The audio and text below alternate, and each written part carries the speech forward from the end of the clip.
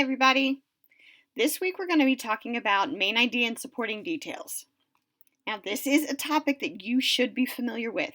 This is something that you have done definitely in 4th grade, definitely 3rd grade, probably in 1st and 2nd grade as well.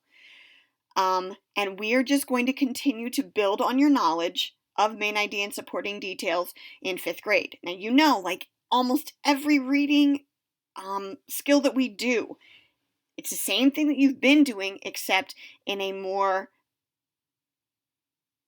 version that is more in depth, that you need to provide more detail. Basically, we're pumping up what you already know about the topic.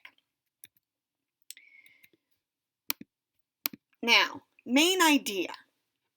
The main idea of a story is basically what the story is about. This is true in narrative writing, which is fiction, or it's in informational writing as well. I'm looking at the 3rd point, and that one I disagree with a little bit. It says here the main idea may be the lesson learned or the moral of the story. We've already learned that the lesson learned or the moral of the story is theme, but theme also can be the main idea depending upon how the story is written.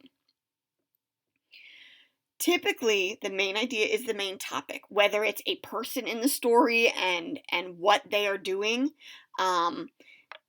Like in Radio 5th grade, when we read Radio 5th grade, the main idea was 3 kids running their own radio show. Now, was that the theme? No. There were many themes in that story, but the main idea were 3 kids running a radio show. Because that was the most important part of the story, and that was what the story was about.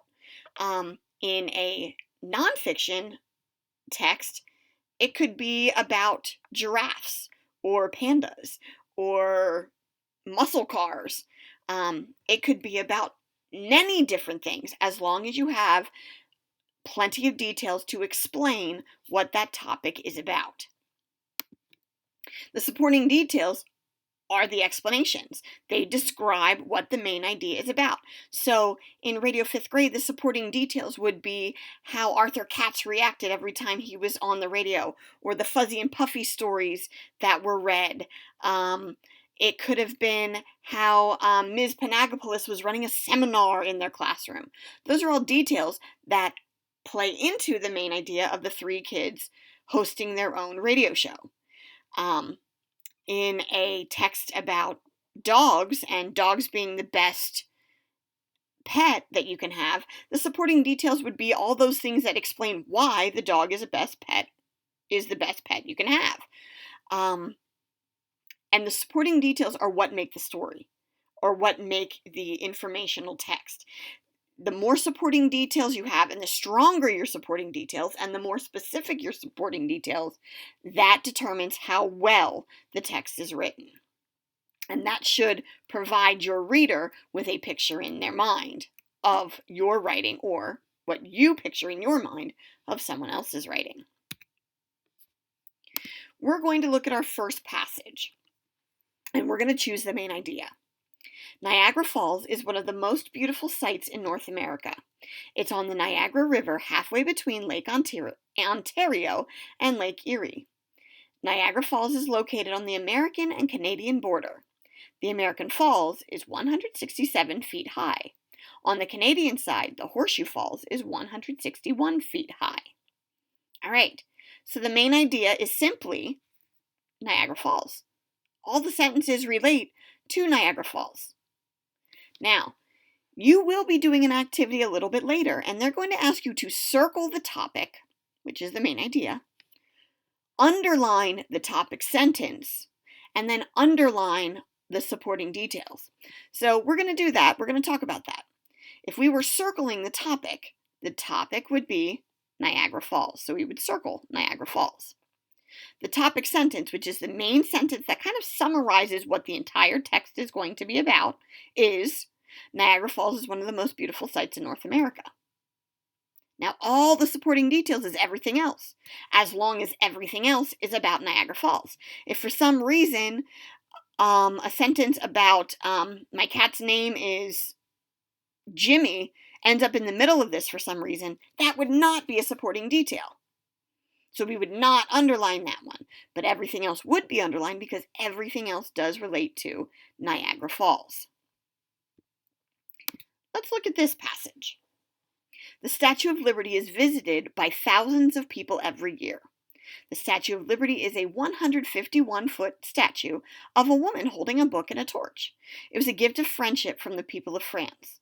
It has become the universal symbol for freedom. Now again, what would the main idea be of this text? Well, the main idea or the topic is the Statue of Liberty. So on the paper, if this was on your paper that you were going to complete, you'd circle it. Now, what would be the topic sentence? Well, the topic sentence would be, the Statue of Liberty is visited by thousands of people every year. Now, is the topic sentence always the first sentence? Typically, yes, but not all the time. Some of you are going to go back to when it's time to do the worksheet, you're going to go to the worksheet and you're just going to underline the first sentence in every one of them and say, oh, that's a topic sentence. Not always, so you have to be careful. Actually, it shouldn't be the first one because your first sentence or first couple of sentences should be something unique to get the reader interested in your topic. Now, the supporting details, everything else that is in this paragraph, as long as it all relates to the Statue of Liberty. One more passage. The Erie Canal changed the way people moved goods in the 1800s. The 363-mile canal connected Albany, New York to Lake Erie and Buffalo for the first time. When the canal opened in 1825, building supplies and goods could be transported quickly and cheaply across New York State. Canal boats, pulled by mules, carried people and supplies across New York.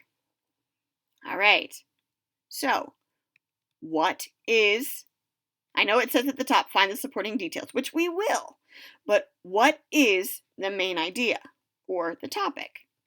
Well, I think we can all agree we would circle Erie Canal.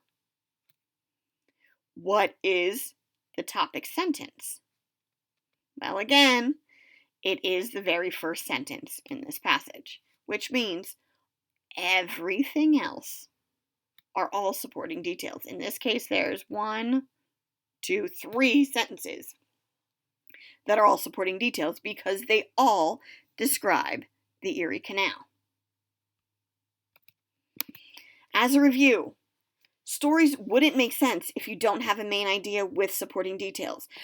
Oftentimes in 5th grade writing, we get a little off topic, and that's where we ask you to go back and review and make sure all your sentences deal with your main idea. If it doesn't, then they should be eliminated. Strong stories have a topic, a main idea, and all the other sentences go with them. When you write your paragraphs, each paragraph should have the topic, and every sentence in there should relate to that topic. If they don't, you need to eliminate it or change it so it does relate to that topic. You will be doing IXLs that go right along with main idea and supporting details. When you're done with those IXLs and you reach that 90% SMART score, hopefully, again, I don't want you doing IXLs for 4 hours a night, but when you reach that 90%, again, hopefully, you will move on to an activity. The activity is on a PDF.